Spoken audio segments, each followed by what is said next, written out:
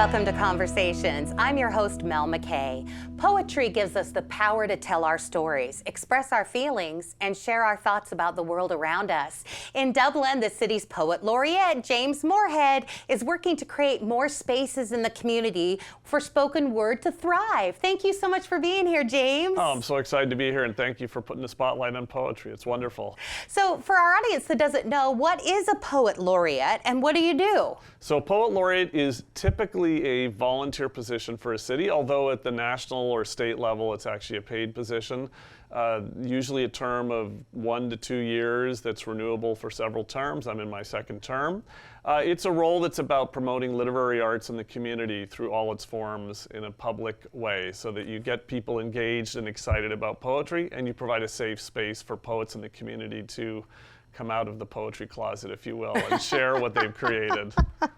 I really love that. That's wonderful. So how long is your tenure? So they're 2-year terms, 2 year. and I'm in my second 2-year term now, which ends the end of next year, and then we'll see what happens after that. Exactly. We'll see if you're dethroned. Yes, or if I'm happy to pass along the torch at that point. We'll see. That's great. So let's talk about the importance of this job and getting poetry in more wide open spaces for people to be able to actually enjoy it more. It's not like there's really a lot of outlet for poetry. And we were chatting off camera a little bit about Splatter Festival. Tell us about some of the other things and what you do at Splatter. So I think that there's a perception that poetry isn't very alive right now, but in fact that's the opposite. So I spoke with Dana Gioia, the former poet laureate of California and the chair of the National Endowments for the Arts recently. And from the studies they've done, poetry is alive and well and doing better than ever.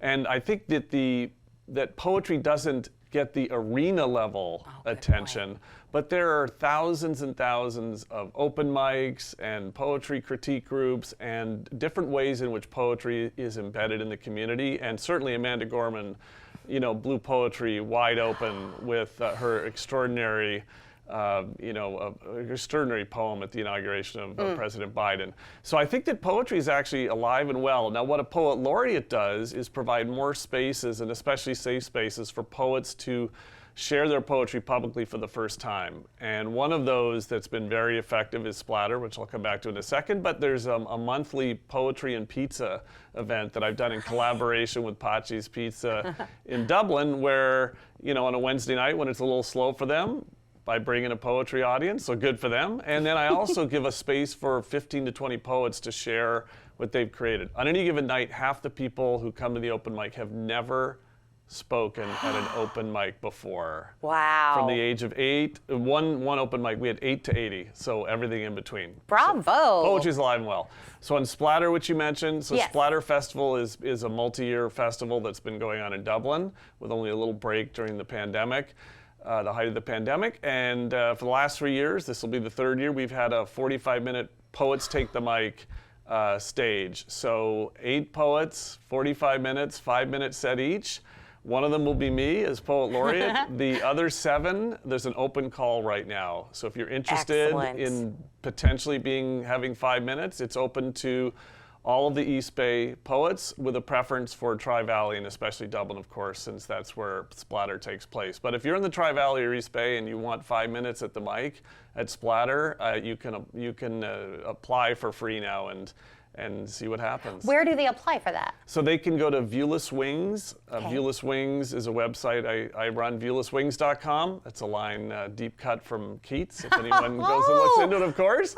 So viewlesswings.com/submit, or just Google Poets Take the Mic Splatter, and you'll find it. I love it. Let's talk about Poetry Out Loud, the competition you do at Dublin High School. Well, we're going to start doing it again. It was done over 10 years ago, and then it didn't become sustainable.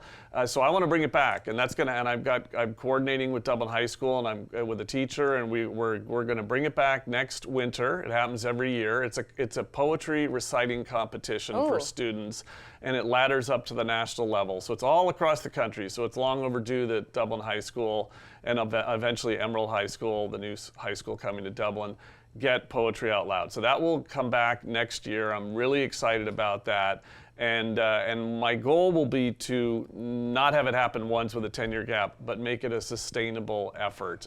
So students, look out for that in the winter of 2024. That's It'll so exciting. look great on your resume, motivating, and it's just a terrific experience. Poetry is meant to be read. It's especially meant to be heard. Yes, absolutely. James, look at your beautiful books here. I'm intrigued by all of them. Time went so quickly, but where can we go to get your works as well? So you can go to Amazon, you can go to Barnes & Noble, you can go to your local bookstore, and a couple of these books are in local libraries too, with The Plague Doctor brand new, so it will eventually find its way into libraries. Excellent. Well, I can't wait to dive into all of them. Thanks for all you do, and we'll see you at Splatter. I'll have to stop by the stage. Absolutely, yeah, the Side Yard Stage on September 9th. Perfect.